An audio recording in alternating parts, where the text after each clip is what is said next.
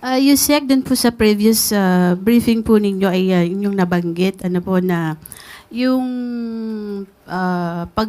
pahayag ni VP Sara na readiness to replace the president, batay na rin doon sa tanong nung interviewer, ay a form of political destabilization. Pwede po ba ninyong i-elaborate lang paano nyo nasabi na ito po ay forma ng destabilisasyon sa administrasyon? Nung nakaraang araw po ay nasabi ko na kung bakit ito ay maaaring form of political destabilization. So nasagot na po natin yan.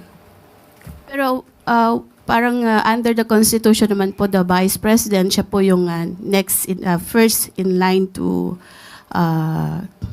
pwedeng pumalit po sa Pangulo. Nakalagay po yon either natanggal ang Pangulo, nag-resign, nagkaroon ng malalang sakit, or namatay po.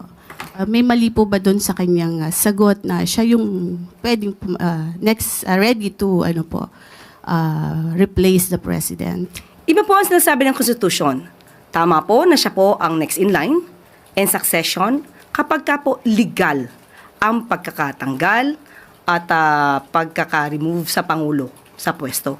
Iba naman po yung nag-a-anticipate at sa gitna ng mga isinisigaw ng kanyang mga kaalyado o ng mga supporter na bumaba ang Pangulo sa pwesto. Magkaiba po yun.